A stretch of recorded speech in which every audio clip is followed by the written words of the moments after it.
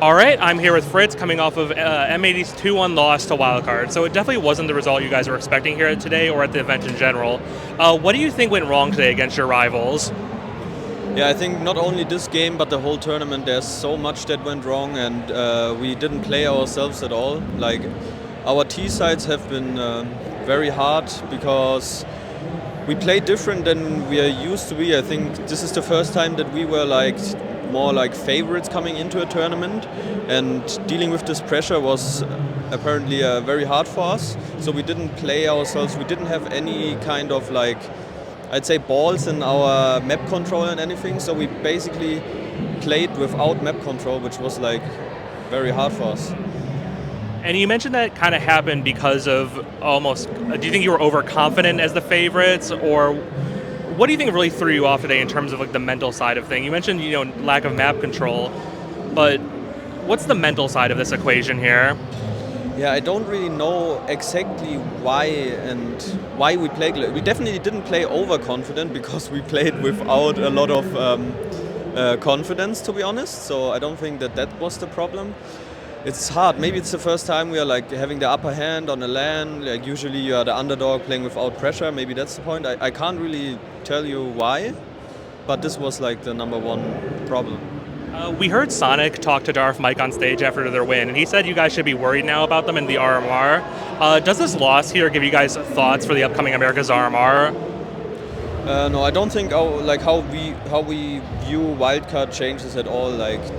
I don't want to take anything away from their win. They play good Counter-Strike, and they always have a good job and play controlled. Stanislaw is doing some nice stuff there, but yeah, if we play like we normally do and we should do, then we always see ourselves 1 or 2 steps over them. They came in with a ringer in the form of Fritz standing in for Fuzi. I didn't honestly really know a whole lot about him. I don't know if you knew him from playing in Europe. What did you think about his capabilities he brought to the team as a stand-in, facing you on the op? Yeah, I think he played fine. I don't know how many LAN experience he's had. He had some good rounds, and he did also do moves. He wasn't shy to play, so I think he showed a pretty good LAN for somebody who was not really known and hasn't played a lot of LANs. And for you personally, we've seen you, I think, develop your confidence as an AWPer. It's something they also touched on the desk segment. How do you feel about your confidence level as an AWPer? Do you feel like you're developing into the star AWPer that's reliable for the team?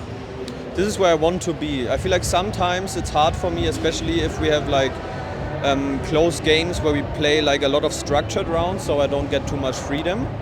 But in games where we have a little bit more freedom, then I feel I have a lot of confidence when I do what I want to do.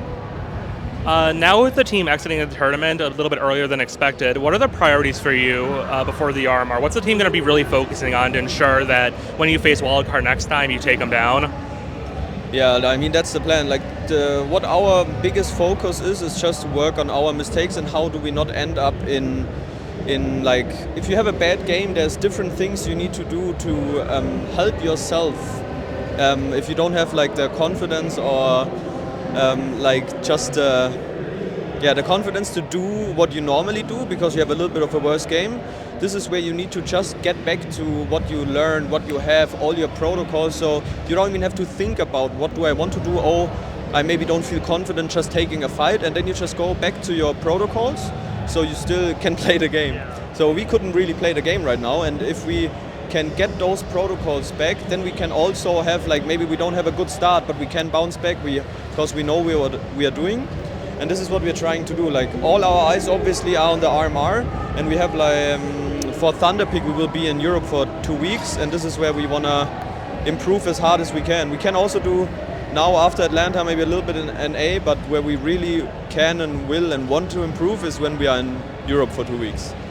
We saw a really surprising veto today in the form of Vertigo, as Wildcard have a 100% win rate on it. In hindsight, do you think that Vertigo pick was a mistake instead of going for a map like Inferno? Not really, because I think when you look at who they played it, I think it's their least played map in the last 3 months, and they didn't really win against anybody other than us in the CCT. So I think the pick was fine. Yeah, I think it was okay. And then one more thing before I let you go. So there's been a lot of talk, a lot of banter between these two teams. You're somewhat of a relative outsider to that conflict because it's more of an American versus American rivalry. But now that they have a win against you guys on LAN, how do you feel about the rivalry between you and Wildcard? Yeah, I think this changes a lot because previously they basically never beat us when it actually mattered. Like on RMR, we usually always beat them in every qualifier to end it up qualifying. So when they beat us, it usually didn't matter.